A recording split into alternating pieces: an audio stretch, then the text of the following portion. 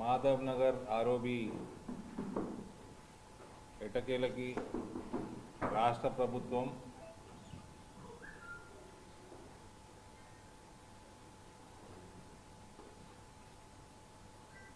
అన్ని కావాల్సిన administrative sanctions, దానికి కావాల్సిన రాష్ట్ర ప్రభుత్వం నుంచి రావాల్సిన వాటా క్లియర్ చేసినందుకు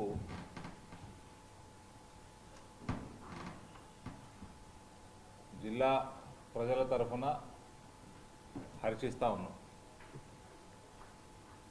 బెటర్ లేట్ దెన్ నెవర్. 2014లోనే ఈ పనులు మొదలు కావాల్సినవి. 2014లో 2 లేన్ బ్రిడ్జ్ శాంక్షన్ అవ్వటం, ఆ తర్వాత రాష్ట్ర ప్రభుత్వం లేఖ రాయటం 2 లేన్ సరిపోదని, సైంటిఫిక్ ప్రొసీజర్ అడాప్ట్ చేయకుండా, ట్రాఫిక్ అనాలిసిస్ చేయకుండా లేఖ రాసి ఇక్కడ మేము 4 లేన్ కట్టుకుంటాము 2 లేన్ సరిపోదు అని ప్రొసీజర్ అడాప్ట్ చేయనప్పుడు కేంద్ర ప్రభుత్వం సరే మీరు కట్టుకుంటే అంటే కట్టుకోండి, మాకు ఇబ్బంది లేదు, డబ్బులు ఎక్స్ట్రా డబ్బులు మీవే అని. ఆ ఎక్స్ట్రా డబ్బులు పెట్టుకుంటామని రాష్ట్ర ప్రభుత్వం కూడా ఒప్పుకొని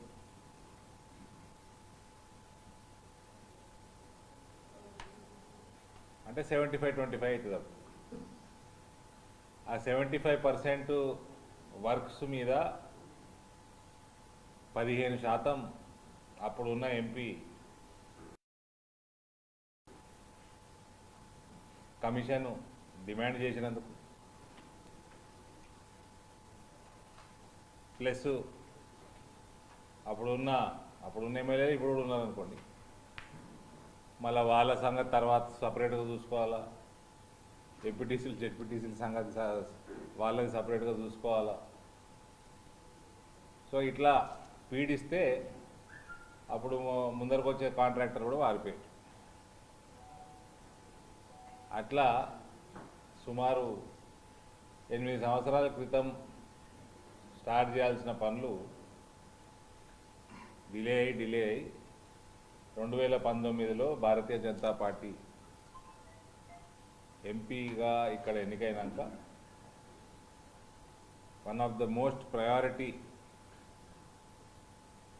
వర్క్స్లో మాధవ్ నగర్ ఆర్ఓబి టేకప్ చేయడం జరిగింది. లిఖితపు ఏదో లెటర్ రాసుడు కాకుండా ఒక సైంటిఫిక్ పద్ధతిలో ట్రాఫిక్ అనాలిసిస్ చేపించి,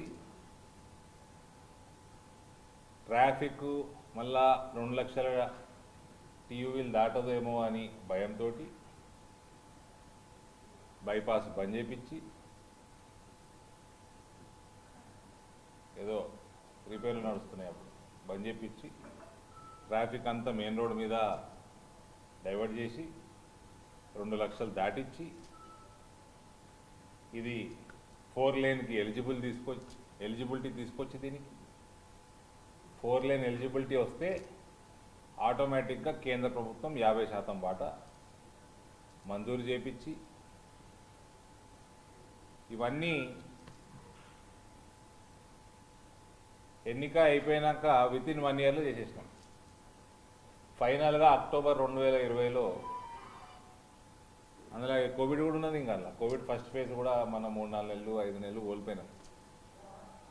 అక్టోబర్ 2020లో ఫైనల్గా ఫైనాన్షియల్ శాంక్షను, కేంద్రం నుంచి డిజైన్ శాంక్షను, రాష్ట్ర ప్రభుత్వానికి లేఖ కూడా రాసి రైల్వేస్ మీరు తక్షణమే టెండర్లు కాల్ ఫార్ చేయండి, మర్నాడు రైల్వేస్ కూడా కాల్ ఫార్ చేస్తుందని రొటీన్ ప్రొసీజర్ ఎట్లా ఉంటుందో ఆ రకంగా అడాప్ట్ చేద్దామని లెటర్ కూడా రాసి, ఆ లెటర్ రాసినాక 6 నెలల వరకు స్పందన లేకపోతే ఒకరోజు దిశ మీటింగ్లో ప్రశాంత్ రెడ్డి గారి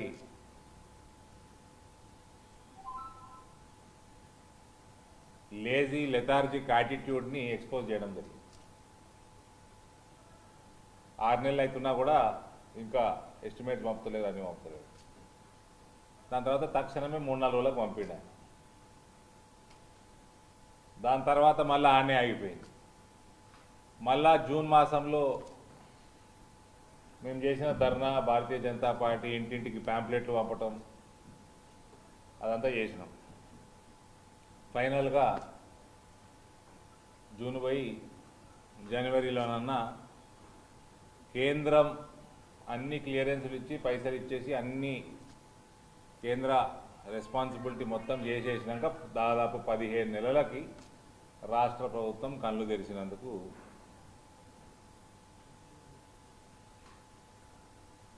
ఇవాళ సంతోషం. ఈ ఏదైతే R&D మంత్రి గారికి చెప్తా ఉన్నాను,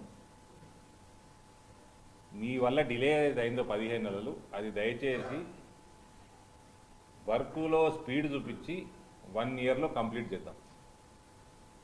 ఈ ప్రాజెక్ట్ 1 ఇయర్లో చేసుకోవచ్చు కూడా. మా సైడ్ నుంచి ఎటువంటి KST ట్యాక్సులు ఉండవు. మేము కాంట్రాక్టర్ల జోలికి కూడా పోము. టైంకి పని కాకపోతే అప్పుడు మేము కాంట్రాక్టర్తో మాట్లాడతాం. ఇప్పుడు ఆర్మూరులో ఆర్మూరు నియోజకవర్గంలో 3 ఫ్లైఓవర్ల పని నడుస్తుంది. అక్కడ కోవిడ్ వల్లనో దేని వల్లనో జీవన్ రెడ్డి గారి ఇన్వాల్వ్మెంట్ వల్లనో డిలే అవుతుంటే 3 సార్లు మీటింగ్ చేసుకున్నాను నేను లాస్ట్ 4 మంత్స్లో. ఫైనల్గా మార్చు, ఏప్రిల్, నెక్స్ట్ ఇయర్ ఈ ఇయర్ డిసెంబర్ వరకు 3టికి టార్గెట్ ఇచ్చిండ్రు. పనులు నడుస్తున్నాయి. పనులు సక్రమంగా క్వాలిటీ పద్ధతిగా నడుస్తే మేము అటు జోలికి పోము. మాకు కాంట్రాక్టర్ ఎవరో కూడా తెలియాల్సిన అవసరం లేదు. ప్రశాంత్ రెడ్డి గారు, మీరు కూడా కాంట్రాక్టర్లను సతాయించకుండా జిల్లా ప్రజల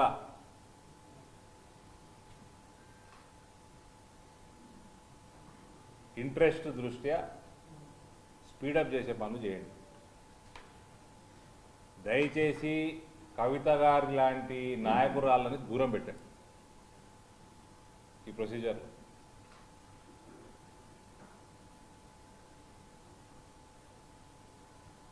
వేల్పూర్ పరువు నిలబెట్టండి. వీళ్ళందరూ జిల్లా ప్రజలకు ఎన్నడూ ఉపయోగపడలేదు. జిల్లా ప్రజల కోసం ప్రేమతోటి ఇక్కడ ఎలక్షన్లో నిలబడలేదు. గెలిచినాక కూడా చేసింది కూడా ఏం లేదు, కరప్షన్ తప్ప. This is an achievement, moral achievement for Bharatiya Janata Party and our clean and corrupt free attitude. డబ్బులు కేంద్ర ప్రభుత్వం డబ్బులైనా రాష్ట్ర ప్రభుత్వం డబ్బులైనా ఎంత వాటా ఉన్నా అదంతా ప్రజల డబ్బే. This is a moral victory for Bharatiya Janata Party and I am proud.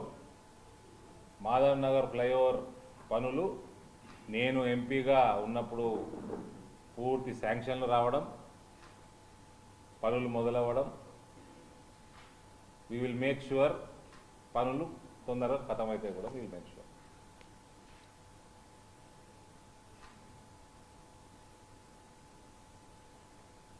So I hope Prashant Reddy will cooperate, state government will cooperate, district administration will cooperate and target the inauguration of this flyover within 12 months.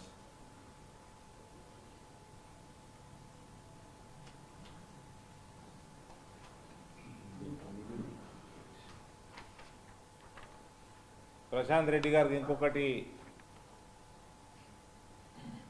గుర్తు చేస్తా ఉన్నాను. సరస్వతి గారి ఇంట్లో compassionate గ్రౌండ్లో ఉద్యోగం మీ ముఖ్యమంత్రి గారు 10 రోజులు అన్నారు, దాటిపోయింది. తర్వాత ప్రశాంత్ రెడ్డి గారు కూడా ఇప్పిస్తా అన్నట్టున్నారు. అని కూడా చాలా రోజులు అయింది. సో అది కూడా తొందరగా చేయాలని మళ్ళీ ఒకసారి రిమైండ్ చేస్తా ఉన్నాం. ఇంకో ప్రాణం కూడా పోయింది 317 పెద్దపల్లి జిల్లాలో, out of stress, cardiac arrest, government employee. ఇక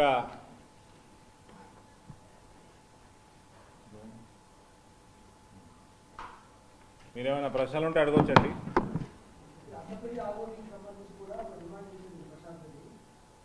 అర్సపల్లి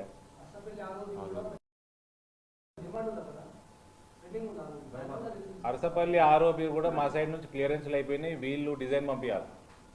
బోధన్ పట్టణంలో మెయిన్ రోడ్ మీద వీళ్ళు డిజైన్ పంపించాలి, డీటెయిల్ ప్రాజెక్ట్ రిపోర్ట్ పంపించాలి, డిపిఆర్ పంపించాలి, చేసి పంపించాలి. 2 సంవత్సరాలు అవుతుంది. దాని గురించి కూడా మాట్లాడాను నేను. It is pending with the state government. రైల్వేస్కి వెళ్ళి ఒక్కరోజు డిలే ఉండదు. అందులో బీజేపీ ప్రభుత్వంలో అసలు ఉండదు. మీరు ప్రాజెక్ట్ రిపోర్ట్లు పంపినరా, డిజైన్లు పంపినరా? మీరు పంపించండి. ఇప్పుడు నేను మీ నెత్తి మీద కూర్చున్నా కదా మాధవనగర్ ఫ్లైఓవర్ కోసం, మీరు నా నెత్తి మీద కూర్చుంటుంది. పంపించండి, లెటర్ చూపెట్టి మాట్లాడమనాలా టీఆర్ఎస్ వాళ్ళని. గాలికి మాట్లాడు కాదు, ఏడ పెండింగ్ ఉంది టెక్నికల్గా అది మాట్లాడమనాలా. అవి కూడా ఉన్నాయి, ఇవి కూడా ఉన్నాయి.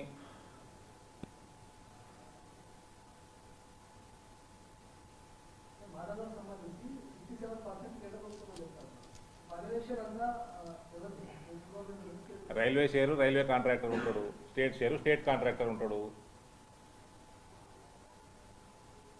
దేశం మొత్తం ఒక పాలసీ ఉంటుంది. పాత లైన్ల మీద షేరింగ్ బేసిస్ ఉంటుంది. 6 కొత్త లైన్ల మీద 100% కేంద్ర ప్రభుత్వం ఉంటుంది. మా 6 3 ఆరోపీలు నడుస్తున్నాయి. 100% ఫండింగ్ కేంద్రందే.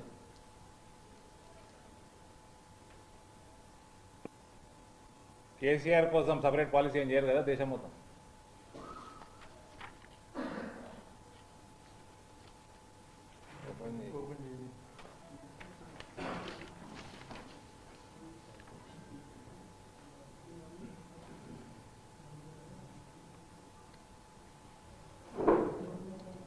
మీ పోరాటం, మీ మీద జరుగుతున్న అఘాయిత్యాలు, అటాక్స్, వీటి మీద మీరు ఏదైతే ప్రశాంత్ రెడ్డి గారి దగ్గరకు పోయినరో, ప్రశాంత్ రెడ్డి గారు దాని మీద కూడా యాక్షన్ తీసుకోవాలి. మీ మిత్రులు, మీడియా మిత్రులు అందరూ మీకోసం మేము కూడా పోరాటం చేస్తున్నాం. సో స్టేట్ అడ్మినిస్ట్రేషన్ దాని మీద తొందరగా యాక్షన్ తీసుకోవాలి.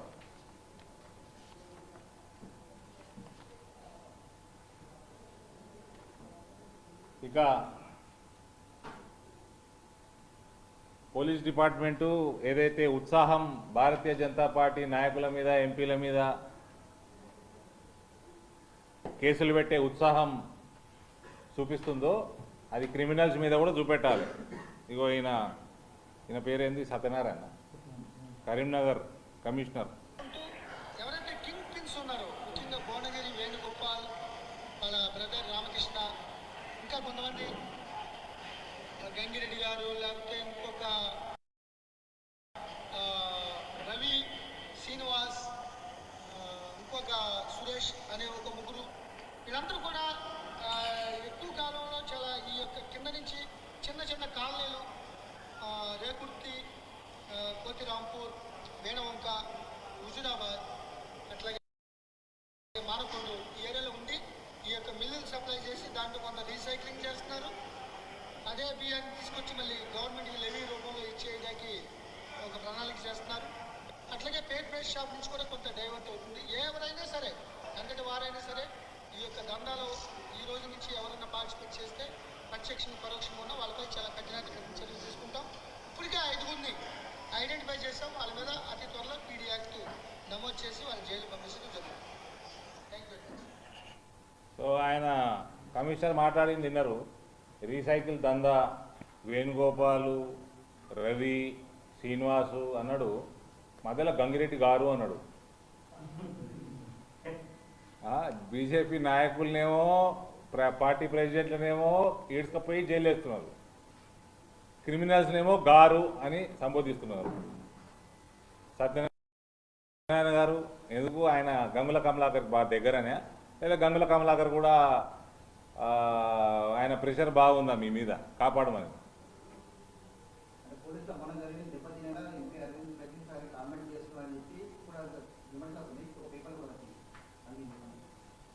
పోలీసుల ధైర్యం మీద ఉన్నది చూసిర్రా, బుయ్య కోల మీద అది దెబ్బతినాలనే ఉంటుంది మా పని. మా మీద దొంగ కేసులు పెడితే ఇప్పుడు మనోధైర్యాలు ఇనోధైర్యాలు పక్కకు పెట్టండి, నా మీద ఎస్సీ ఎస్టీ యాక్ట్ పెట్టిండ్రు, దానికి రుజువేది, దానికి ప్రైమఫసి ఏది మహేందర్ రెడ్డి గారు చెప్పాలా, మేము ఊరుకుంటామా? ఎట్లా పెడతావు ఎస్సీ ఎస్టీ యాక్ట్ ఎంపీ మీద? కేసీఆర్ మందు కొట్టి ఫోన్ చేసి చెప్తే పెడతావా? నువ్వు ఏం ఐపీఎస్ ఆఫీసర్వి? Prove it that I have made a comment against some SC or ST.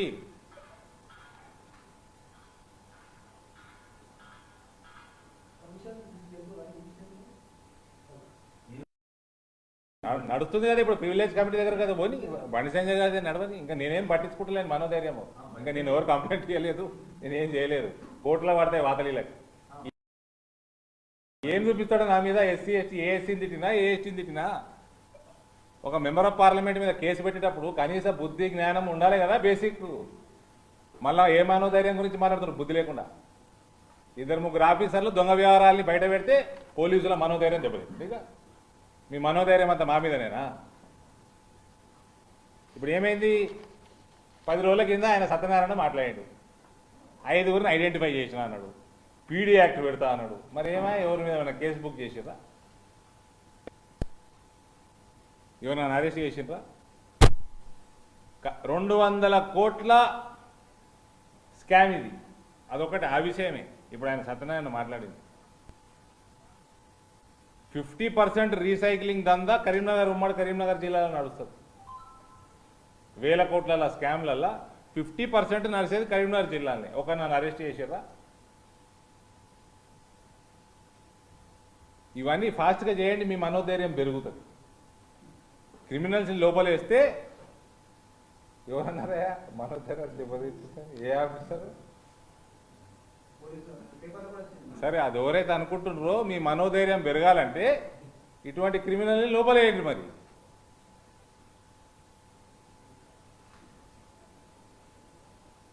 మీ మనోధైర్యం పెరుగుతుంది, ప్రజల మనోధైర్యం పెరుగుతుంది, మా మనోధైర్యం పెరుగుతుంది, అందరి మనోధైర్యం పెరుగుతుంది.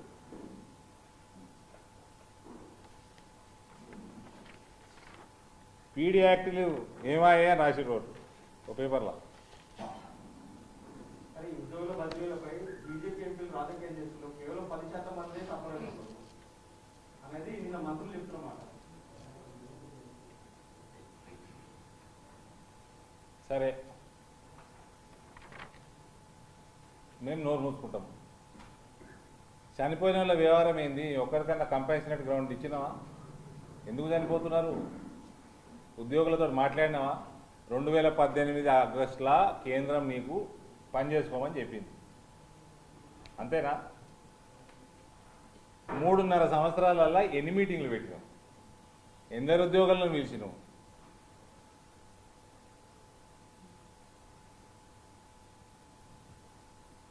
ఇదంతా రభస అవుతుంది.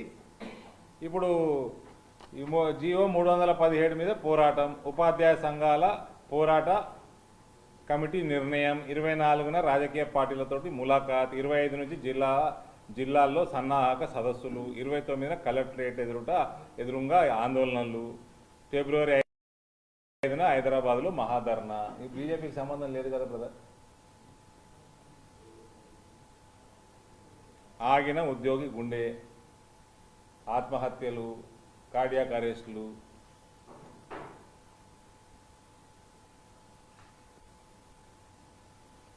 ఇవన్నీ మాకేం సంబంధం లేదు కదా.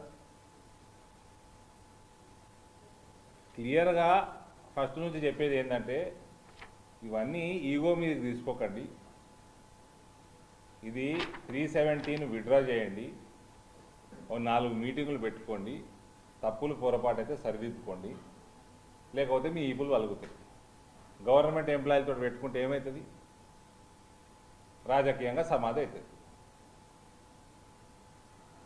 ఇప్పటికన్నా అన్నీ ఈగో అన్నీ పక్కకు పెట్టేసి it's better to have discussions with employees.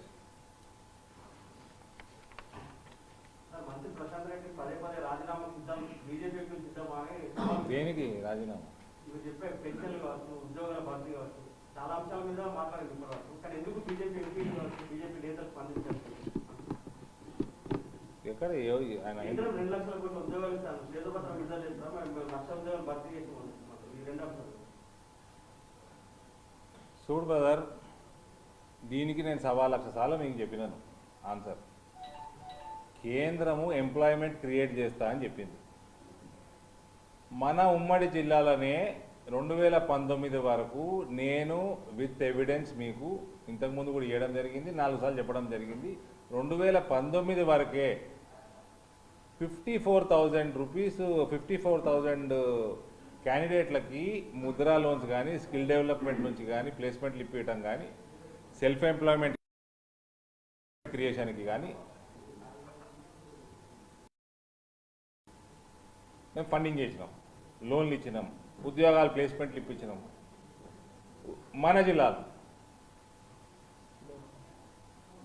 Through various all these Mudra కానీ, స్కిల్ డెవలప్మెంట్ కానీ, ఇవన్నీ బ్యాంకులలో డేటా ఉన్నది. వాళ్ళు డేటా మొత్తం ఇయ్యరు మనకు, వాళ్ళు బ్రీఫ్ నోట్ ఇచ్చాను. నేను మీటింగ్స్ పెట్టుకొని అది తీసుకొచ్చి నేను మీ ముందర పెట్టి కూడా సంవత్సరం పైన దాటిపోయి రాష్ట్ర ప్రభుత్వం ఎవరికి ఎన్ని లోన్లు ఇచ్చింది బిజినెస్ల కోసం. సరే, ఇప్పుడు మేము అనలే కదా ఇంటికో గవర్నమెంట్ ఉద్యోగం ఇస్తామని కేసీఆర్ అన్నారు. 1,00,000 ఉద్యోగాలు ఇస్తాం, ఇమీడియట్గా 1,00,000 ఉద్యోగాలు వస్తే తెలంగాణ వస్తే మేము ఇస్తామని కేసీఆర్ అన్నాడు. ఇంటికో ఉద్యోగం సాధ్యమా అధ్యక్ష అని మళ్ళీ కేసీఆర్ అన్నాడు. అది అయ్యే పనే ఉంటే ఆ ఉద్యోగాలు అని ఆయనే అన్నాడు. కాంట్రాక్ట్ నౌకరీ ఏందండి, అందరు పర్మనెంట్ చేయాలి అని ఆయనే అన్నాడు. ఉన్న కాంట్రాక్టర్లు అందరినీ పీకేసింది కూడా ఆయననే. మేమేమన్నామా? అన్నీ ఆయనే అన్నాడు. సరే, మీరు ఎవరికి ఎన్ని లోన్లు ఇచ్చిండ్రు, మీరు ఎవరికి ఎన్ని ఉద్యోగాలు ఇచ్చిండ్రు, ఎన్ని కాంట్రాక్ట్ ఎంప్లాయీస్ మీరు పర్మనెంట్ చేసిండ్రు తీసుకురా, నేను డేటా ఇచ్చి మాట్లాడుతున్నా.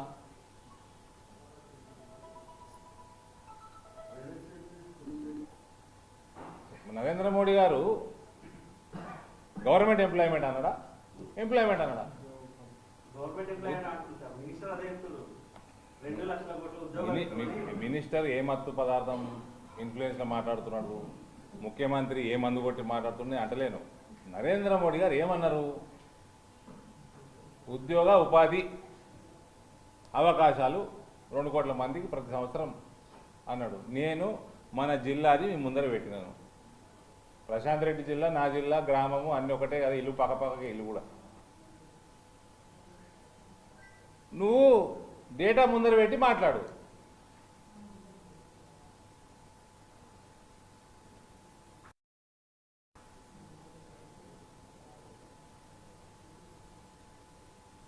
ఇప్పుడు ఆయన జిల్లాకు సంబంధించిన మంత్రి, let us call for bankers meeting, summary తీసుకొని వస్తారు వాళ్ళు. నేను పిలిచిన, తెచ్చిండ్రు, చూసిన 2019. దాని తర్వాత పర్సూ చేద్దామంటే జర కోవిడ్ వల్ల దానివల్ల దీనివల్ల డిలే ఉన్నది. సో 2019 వరకు మీ కేసీఆర్ అప్పటికి 5 సంవత్సరాలు 5.5 సంవత్సరాలు ముఖ్యమంత్రి కదా. సైంటిఫిక్గా మాట్లాడదాం.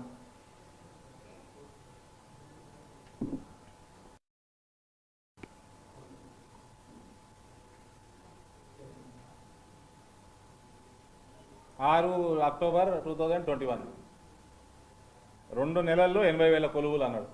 ఇగో కేసీఆర్. బుధవారం అది కూడా 6 అక్టోబర్ 2021. 3 నెలలు 3.5 నెలలు అయిపోయాయి. 2 నెలల్లో 80,000 ఉద్యోగాలు అన్నాడు సార్. 1,70,000 దళిత కుటుంబాలు ఉన్నాయి రాష్ట్రంలో, అందరికీ 10 లక్షలు అన్నాడు. అన్నదా లస్కలు అని అన్నాడు కదా, 10 లక్షలు అని. ఇప్పుడు 100 ఇస్తా అంటున్నాడు అసెంబ్లీని. ఎంత అవుతాయి? ఈ సంవత్సరంలో ఇస్తా అంటుండే ఆయన. వచ్చే సంవత్సరం ఎన్నిక.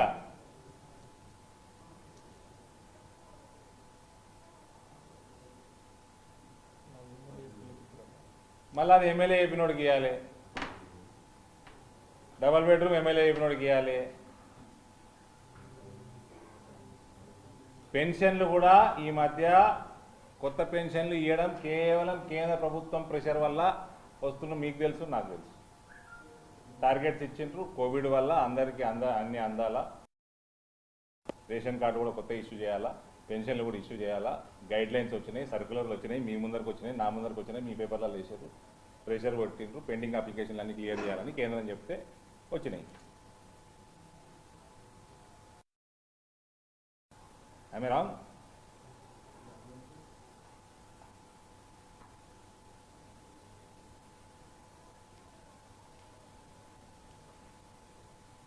ఎనిమిది సంవత్సరాలు దాటేసి ముఖ్యమంత్రి అయినాక, దళిత బంధు డిక్లేర్ చేసి 6 నెలలు అయినాక, చేయాల్సిన ప్రామిస్ అన్నీ చేసేసినాక ఇప్పుడు విధి విధానాల గురించి కూర్చుంటారు. ఇప్పుడు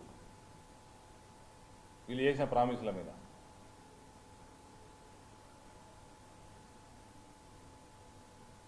ఈ మధ్య ఆయన ఫైనాన్స్ మినిస్టర్ కూడా 50,000 ఉద్యోగాలు త్వరలో అన్నాడు హరీష్ రావు. విధి విధానాల మీద కేబినెట్ సమావేశమై విధి విధానాలు ఎట్లా చేయాలన్నది నిర్ణయం చేస్తారు. ఇప్పుడు ఇంకా సంవత్సరం ఎలక్షన్ పెట్టుకొని కమిట్మెంట్ లేని ప్రభుత్వం, తెలంగాణ పట్ల చిత్తశుద్ధి లేని నాయకత్వం, ఫ్యామిలీ.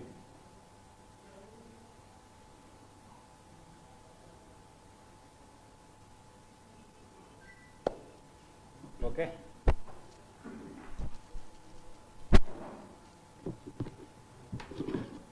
Thank you.